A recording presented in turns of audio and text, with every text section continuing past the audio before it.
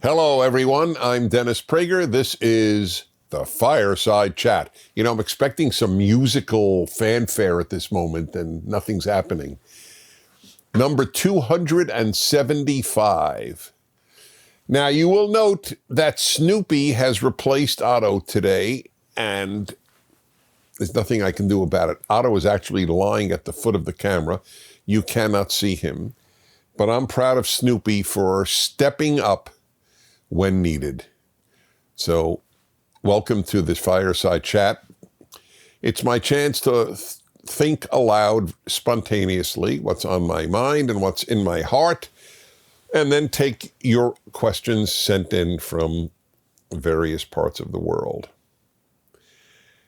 So I am going to utilize my last Fireside Chat as the subject of my opening comments, which I don't think I've ever done. Last Fireside Chat was with Astrid Hog, H-O-G. It's actually pronounced in Danish something like right. But I must say Danish is not an easy language to pronounce, and I'm good at languages. Okay. Well, here he is, folks. He's decided to come over for reasons that only the good Lord knows. So Astrid, I got to know her well. My wife and I did. She stayed with us for a week. She's Danish. She had never been to America. And you got to know her in I think it was 59 minutes. We were 1 minute under an hour. I very rarely have guests on the Fireside Chat. And this was one that I had suggested to PragerU. And of course, they were very happy to have her on. So I have thoughts on a subject that I increasingly think is important and has become ever more important in my life. The issue of remarkable people.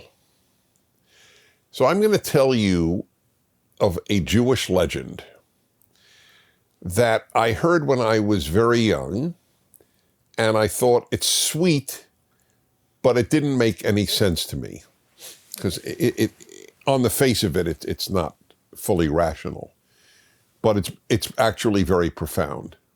So the legend is that there are 36 truly good or righteous people on earth at any given time, and that if the number ever decreases by one even to 35, the world would cease to exist.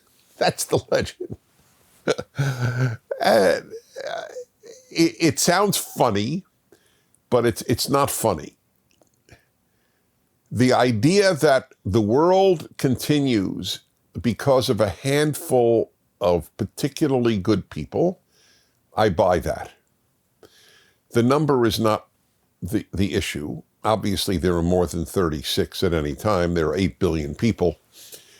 It would not exist if there were only 36 truly good people on earth. But there are very relatively few. And I have found it to be sort of a puzzle. Why do they exist? People study evil a great deal. There are probably 1,000 times more books about evil than about good. I have a theory as to why that is in my theory treasury.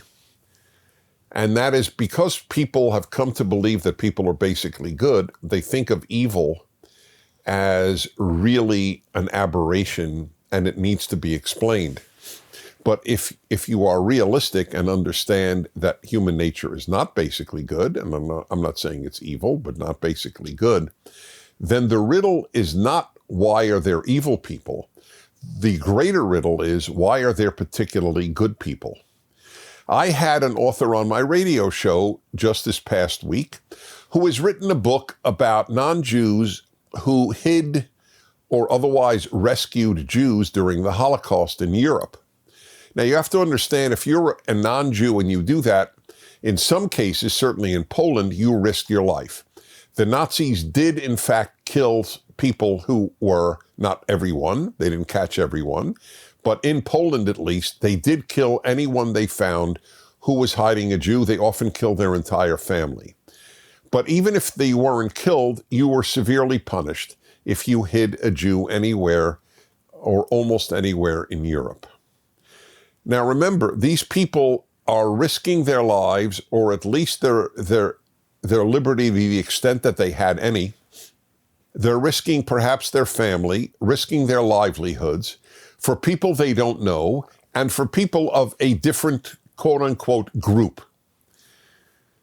So I have always studied good people.